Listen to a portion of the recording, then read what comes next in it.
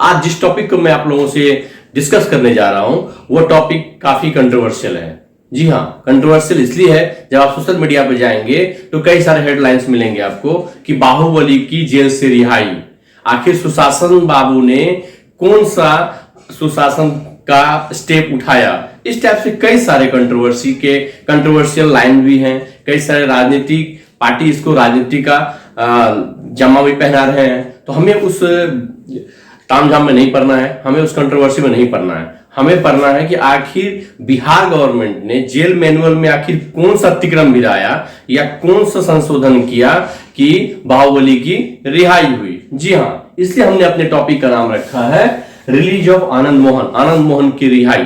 तो आप समझते हैं इस टॉपिक को, लीगल एंट्री केसेस को, इसकी जो लीगल बारीकियां हैं उसको समझिए, ताकि जो भी मीडिया में छाया हुआ है कंट्रोवर्सी, उस कंट्रोवर्सी पे आपका जो ज्ञान है वह ज्ञान लीगल ज्ञान से रूबरू हो और आप उसको अच्छे से समझ पाए। तो इस टॉपिक के अंत तक बने रहिएगा। चलिए मैं इसके लीगल एंट्री केसेस को समझाता हूं। जी हाँ, इसमें हम जो डिस्कस करने जा रहे हैं वो है इसके स्टोरी को, कि जो बैकग्राउंड में क्या स्टोरी हुई, क्या आनंद मोहन क्यों था जेल में, क्यों लाइफ इंप्रिजमेंट वो झेल रहे थे।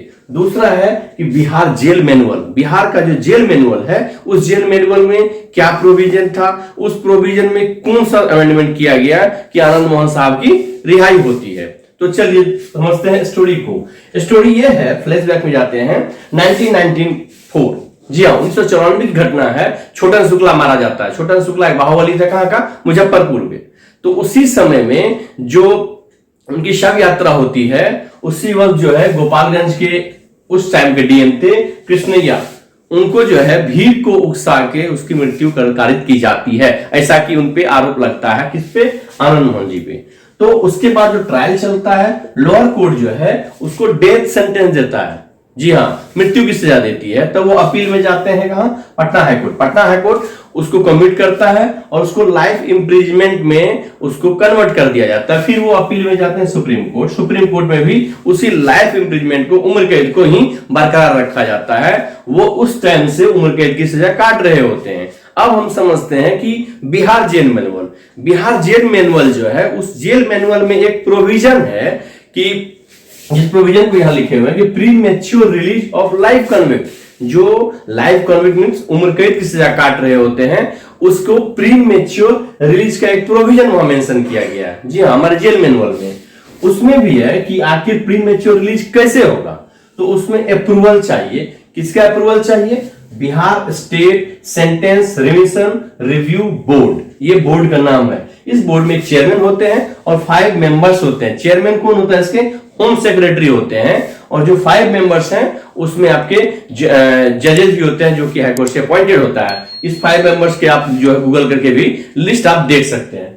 तो इस बोर्ड का जो है, यह बोर्ड रिव्यू करेगी कि किस किस कैदी को सजा को खत्म करके या उसकी कितनी सजा काटा गया है, उसका जो है ये प्री मैच्योर उसको रिलीज करा दिया जाए। इसके रिव्यू पे ही कुछ हो सकता है, लेकिन अपवाद भी होगा उसमें कि हर केस में तो ये नहीं इस पे डिसीजन ले सकते हैं। तो उसी में जो है अब हम जानते हैं कि संशोधन आखिर हुआ क्या। एक चीज और मैं यहां रोकूंगा क्योंकि वहां होने वाला, आगे डिस्कस करेंगे हम लोग। ये जो रिव्यू बोर्ड है, ये प्री मैच्योर रिलीज का जो मेन आधार है, बेस है, किस आधार पे जो है रिलीज किया जाता है, तो उसका बेस जो है वह कहीं ना कहीं वेलफेयर ऑफ द सोसाइटी को ध्यान में रखते हुए किया जाता है कि इसको कैदी को क्यों छोड़ा जाए या इसकी स्थिति क्यों होती है। कहीं ना कहीं उसका जो बेस होता है वो वेलफेयर ऑफ द सोसाइटी होता है। चलिए अब वहां से कंटिन्यू करते हैं। आखिर इसमें संशोधन हुआ क्या, बिहार सरकार ने आखिर कौन सा अतिक्रम गिरा दिया। तो समझिए, रूल 481 सब क्लॉज 1 का ए, 481 का 1 का ए जो है, that deals about the exceptions category. उन्होंने इसमें कुछ एक्सेप्शंस है, अपवाद दिए गए कि इस केस में यदि कोई उम्र कैद की सजा पाता है तो उसके उम्र कैद की सजा को यहां पर रिव्यू कमेटी जो है उसको प्री मैच्योर रिलीज नहीं दिया जाएगा, ये स्पेसिफिकली लिखा गया है। उसी में जो एक्सेप्शन है, एक एक्सेप्शन, अदर भी एक्सेप्शन है इस कैटेगरीज में, इसी में कैटेगरीज लिख रखा है। उसमें से एक है ड्यूटी पर कार्यरत लोक सेवक की हत्या का दोषी। यदि कोई पब्लिक सर्वेंट जो कि ऑन ड्यूटी था या उस वर्क पे थे, उसकी यदि हत्या कारित की जाती है और उसके एक्यूज को उम्र कैद मिलता है, तो उस पे जो है रिव्यू कमेटी कंसिडर नहीं करेगी प्रीमेच्योर रिलीज का। इसी को हमारे बिहार सरकार ने क्या किया, अमेंडमेंट करके, संशोधन करके उसको ओमिट कर दिया, यानी डिलीट कर दिया। अब यदि ये डिलीट हो जाता है तो क्या होगा, जो भी मृत्यु हुआ लोक सेवक का ड्यूटी के कारण वह एक साधारण मृत्यु के रूप में कंसीडर किया जाएगा। और इससे क्या हुआ, आनंद मोहन साहब के साथ साथ कुछ कैदी और भी आजादी की सांस ले रहे हैं, उनको भी प्रीमेच्योर रिलीज मिला।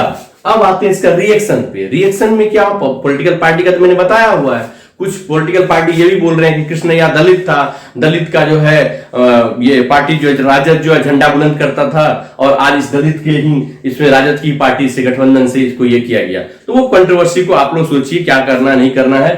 अब हम समझते हैं इसका रिएक्शन क्या हुआ, PIL, पब्लिक इंटरेस्ट लिटिगेशन। जी हाँ, लोग विवाद जो है वो फाइल हुआ है कहां पे, पटना हाई कोर्ट में। उसी में किस बेस पे, इसका जो बेस है उन्होंने बेस बनाया है, ऑब्जेक्टिव जो है, जो जेल मैनुअल का ऑब्जेक्टिव क्या है, वेलफेयर ऑफ द सोसाइटी, जो कि रूल 478 में मेंशन है।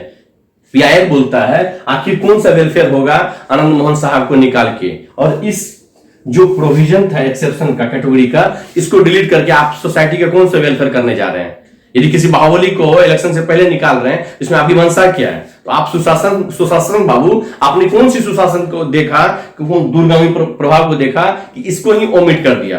तो आप जनता जनार्दन खुद एक जज हैं, खुद अपना रिव्यू कीजिए। मेरा बस इंटेंशन था आपके लीगल पहलुओं को समझाना, और खुद आप उस पर डिसाइड कीजिए। यदि मेरा टॉपिक आप लोग अच्छा लगा हो तो कृपया औरों के साथ शेयर करें, ताकि लोगों पे कानूनी जानकारी मिल सके। जय हिंद।